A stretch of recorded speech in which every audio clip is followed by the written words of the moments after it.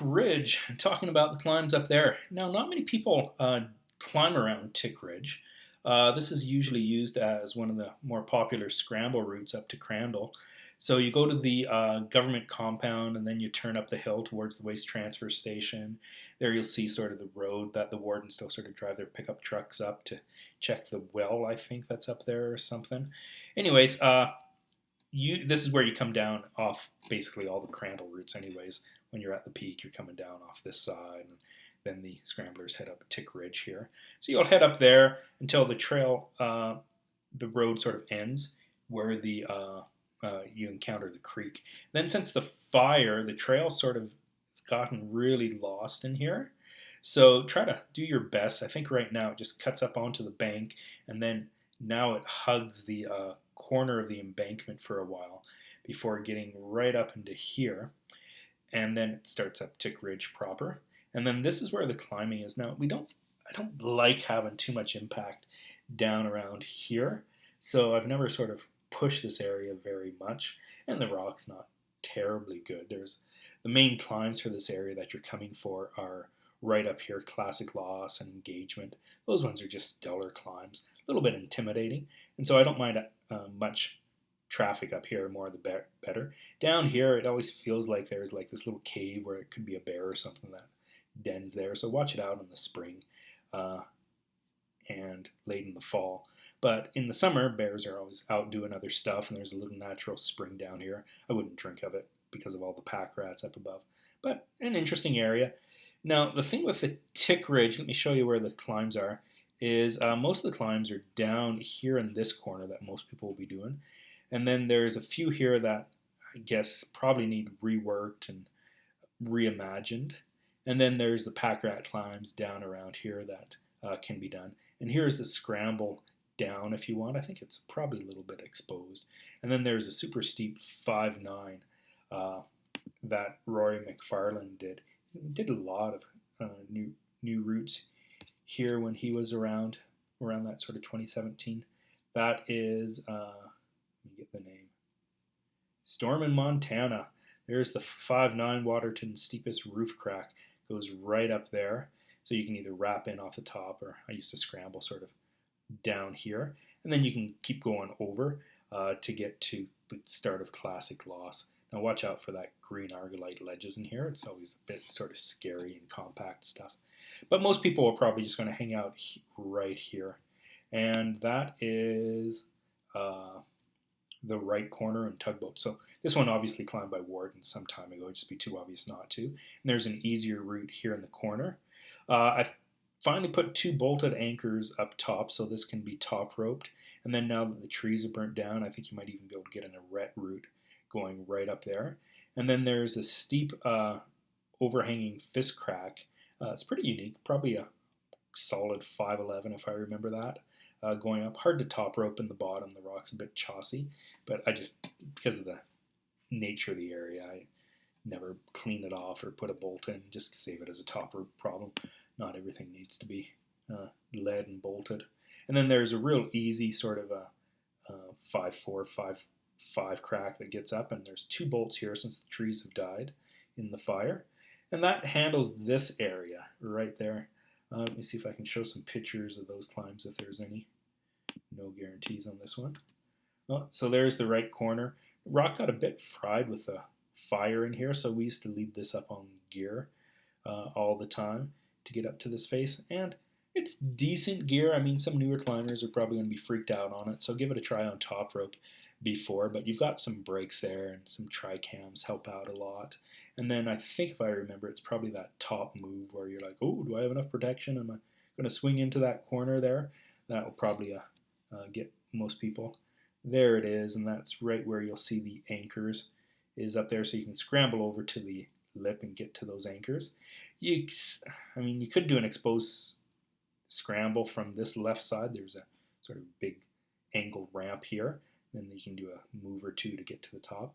I don't know if I'd like to do that without a rope just because of the consequences. And then there's Tugboat heading up here. And this crack's obviously been done by wardens before. Let's see what else is here. Oh, there's leading up Tugboat, looking fat and out of shape there. And I actually don't mind that climb. It's a little bit more awkward there than you think. There's that orange marmalade roof that I found so hard to do many, many years ago. So who knows how understated that is.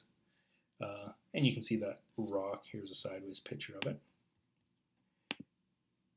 See if there's any pictures. Yeah, just those sideways pictures.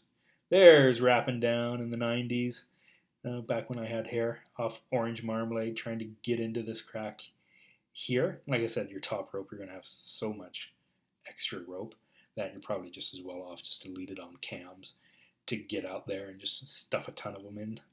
Shouldn't have any problems. The black face up here, let's have a look to see if there's any better pictures. I think that one could have some interesting routes on it. There's Rana McKee. And then heading up here, so this rock is where you can get around that sort of pinnacle and get up into here. And then it looks like there should be some routes. I know I've worked them before.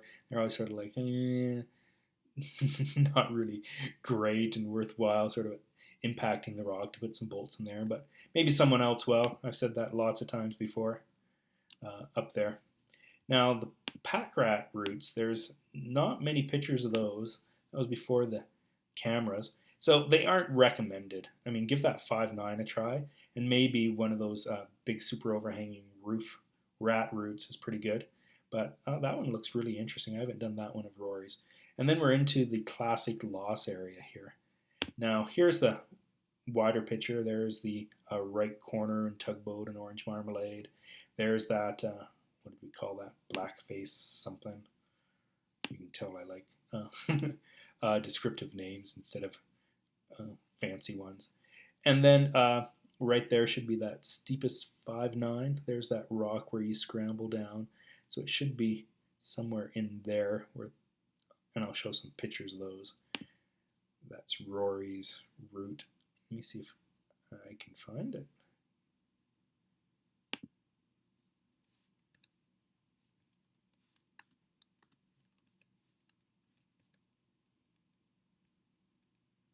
Oh, I'll have to take those back.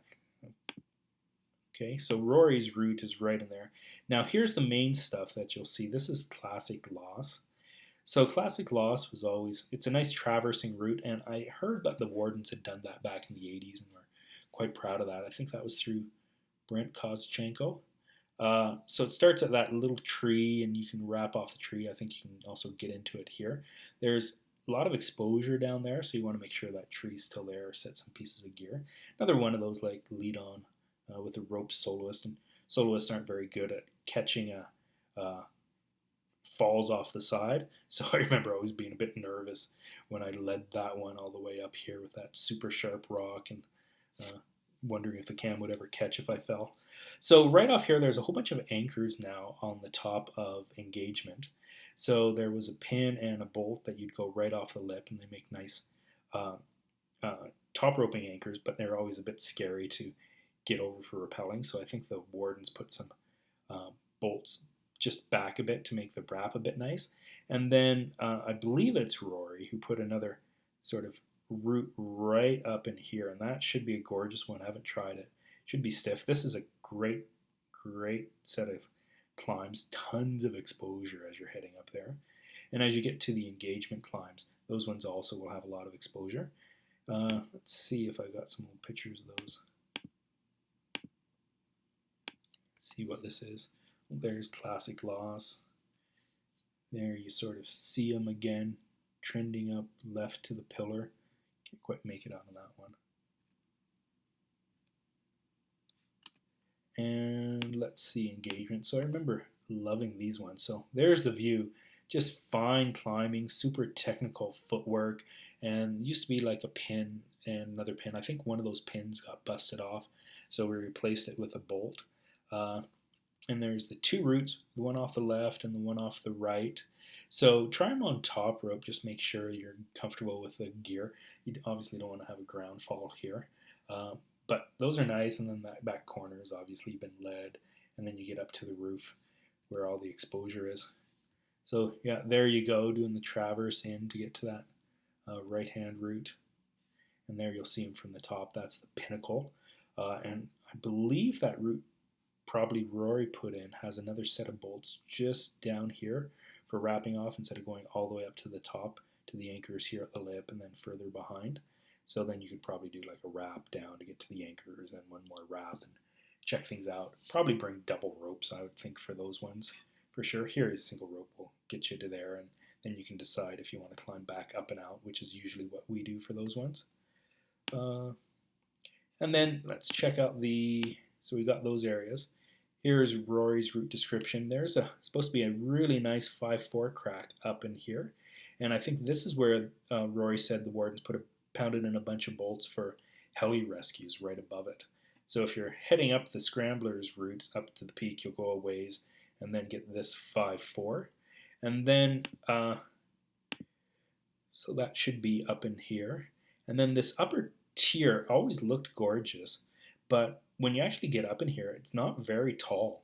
Like it looks tall, but getting underneath it, it's actually pretty short. If I remember, you go past the sort of 50-meter slab that you scramble up or cut far right around, and then you'll sort of see where you're about and just cut left in the trees, and there's the stuff above you. So Rory did another longer route. I think it was about 2 pitches, maybe 3 pitches or so, and those are short pitches, right up sort of the red up here. And I think that was sort of a 5/6 or so. He said it wasn't great and it really wasn't worth going back, just one of those exploratory climbs that you need to do to check out where things are at. So I don't think this will ever get any traffic, just so far away. And that does it